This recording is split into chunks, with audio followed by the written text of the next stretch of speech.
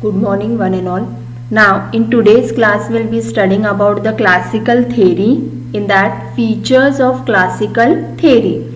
In that the first point is functions of management are interrelated. Now already you have studied the functions of management. Now clearly understand that which are the functions of management. Like the main four functions of management are which? Planning, organizing, directing and controlling. So all these functions of management are interrelated. Interrelated means what? Connected with each other. Means without planning, organization cannot happen, organizing cannot be done, okay, or directing cannot be done, and controlling. So all these functions are interrelated with each other. They have been connected. Interrelated means what? They have been connected with each other. Means without one function of management, the other functions of management cannot run. So that is the first point, that is functions of management are interrelated. Interrelated or connected with each other. Okay. Like just imagine that without planning, if you directly start conducting the activity, it is not possible. So the main essential important part is what? Planning. First of all, the planning has to be done, then only comes organizing, directing and controlling.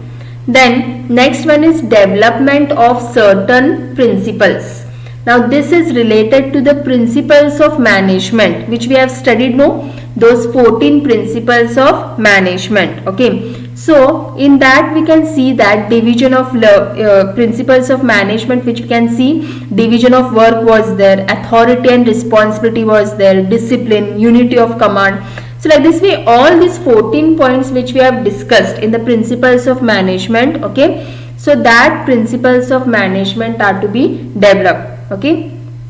The next one is organization structure. Now what do you mean by organization structure? It is related to the organization chart. Like suppose if we can see that there are 3 levels of management, that is the top level management, middle level and lower level management.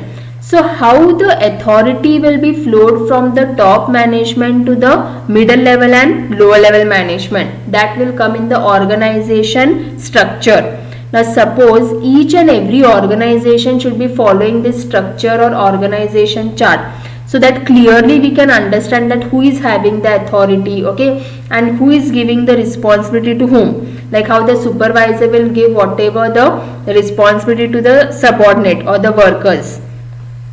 The next one is area covered. Now what are the areas covered? Area covered means what? Within that restricted area they have been required to do the work. Like suppose if in the organization you might have seen that various departments are there, no? Like HR department is there, finance department, marketing, production department and all that. So when we consider one department, okay, in that particular department the workers are restricted to work in that department. Now we will take example of the production department. So what happened in the production department, okay, workers are required to work in that restricted area or in that particular department, that is the production department. Or if they are going to work in the this other department like HR department, so they need to work in that restricted area, that is the HR department, or finance department or marketing department. So whichever are the areas covered, area covered, it will be dependent upon the specialization or it will be dependent upon the departments which are there in the organization. Like already I have told you, the whole total organization, how it is been divided into different parts and subparts. So like that way in the organization also, like if there is one department, the workers who are working in the production department, they are required to work in the production department.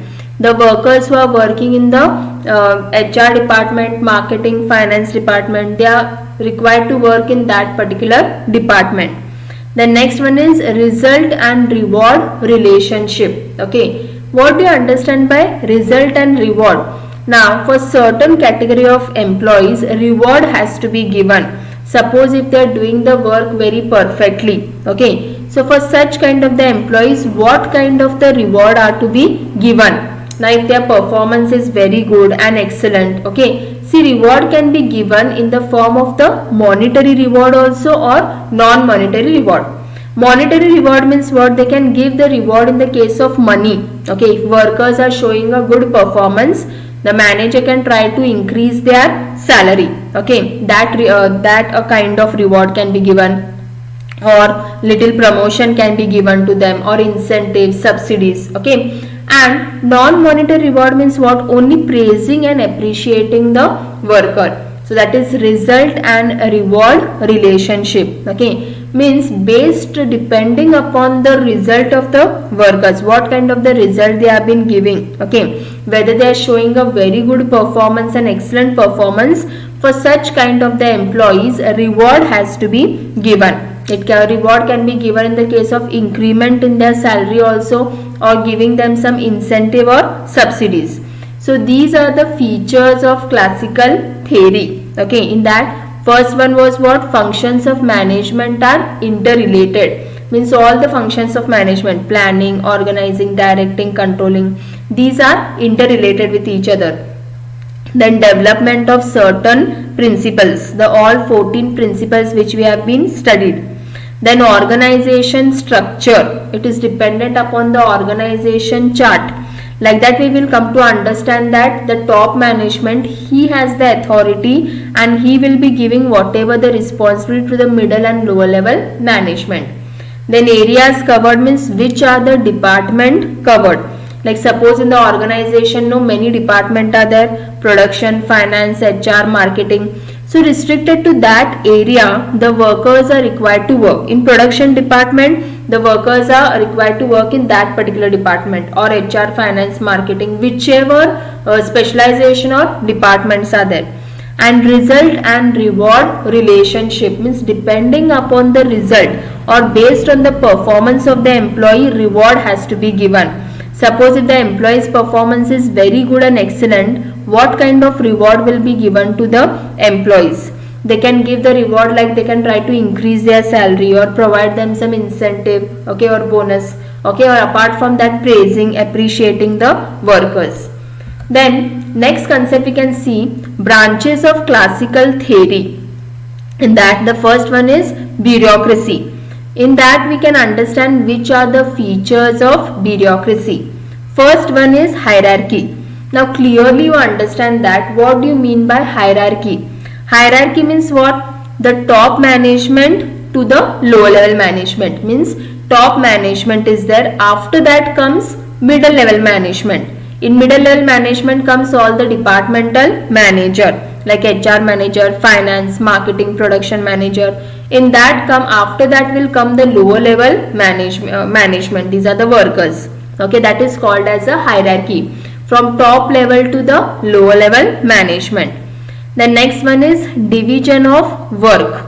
Now what do you mean by division of work? Dividing the work into many parts, means the total organization which is there, the total organization has been divided into many parts and subparts. That is called as a division of work. Okay, means the whole it is not possible that the whole organization work can be completed by alone one individual. So the whole organization which is there, it is been divided into different parts and subparts. That is called as a division of work. Okay, means whatever requirement of work, it will be divided among the different individuals. Okay, like how I have told you, as a department there is a HR department, finance, marketing, production. So like that way the work will be divided among all the department. The next one is rules, regulation and procedure. Now each and every organization will be having certain rules and regulation. Okay, so they need to follow whatever are the rules and regulations of the company.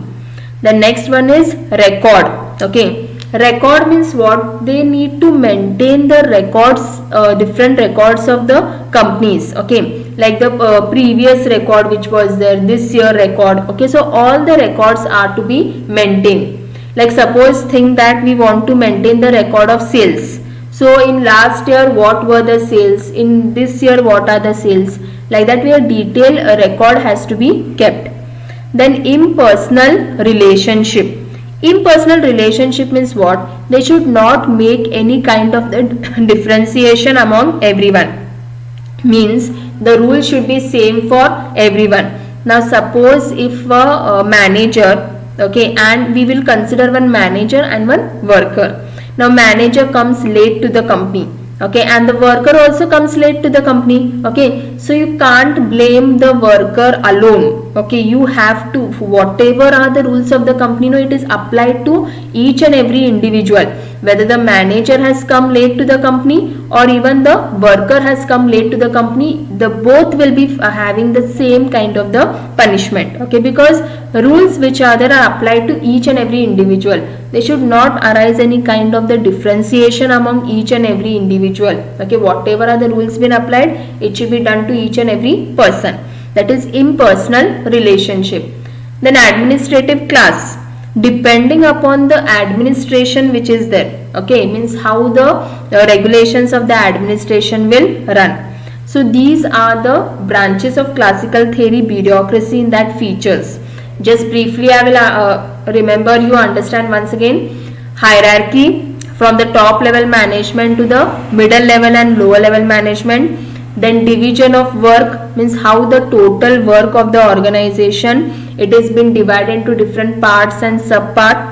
Then rules, regulation and procedure, means whatever are the rules and regulations of the company, and they need to follow all those rules and regulation.